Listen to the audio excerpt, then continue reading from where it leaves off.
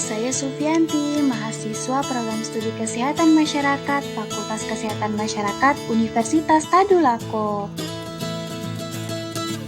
Kali ini kita akan membahas mengenai penyakit rabies.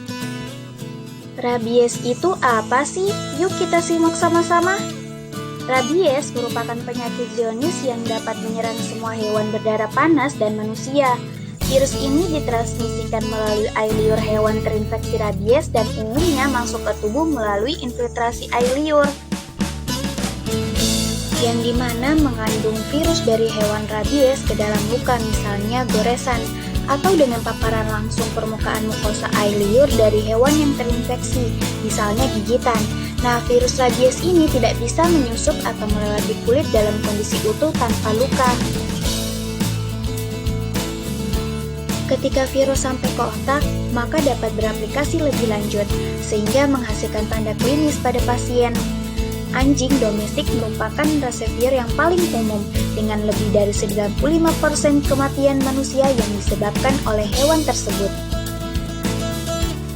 Menurut data WHO, rabies terjadi di 92 negara loh, dan bahkan bersifat endemik di 72 negara. Hal ini diperkirakan 55.000 orang di dunia meninggal akibat rabies setiap tahunnya. Bahkan penyakit rabies endemik di semua benua, kecuali Antartika. Rabies pada manusia ditemukan di 150 negara dan di wilayah di semua benua kecuali Antartika. Perkiraan secara global menunjukkan bahwa kematian manusia disebabkan endemik rabies oleh penularan anjing merupakan yang tertinggi di Asia. Dengan insiden kematian tertinggi dilaporkan di India, diikuti oleh Afrika. Lalu seperti apa sih tata laksana ketika digigit oleh hewan penular rabies atau GHPR? Nah, yang pertama, lakukan pencucian luka dengan air mengalir dan sabun atau deterjen selama 10-15 menit. Kedua, pemberian antiseptik.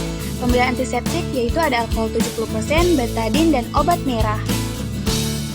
Yang terakhir, tindakan penunjang di mana luka GHPR tidak boleh dijahit untuk mengurangi invasi virus pada jaringan luka, kecuali luka yang lebar dan dalam yang terus mengeluarkan darah. Kemudian pemberian VAR atau VAR dan SAR. Pemberian VAR dan SAR dilakukan menurut kategori luka gigitan. Sedangkan kontak dengan liur hewan rabies atau penderita rabies tetapi tidak ada luka, maka tidak perlu diberikan pengobatan VAR dan SAR. Pada kasus luka risiko rendah hanya diberikan VAR saja, sedangkan pada kasus luka risiko tinggi harus diberikan VAR dan SAR.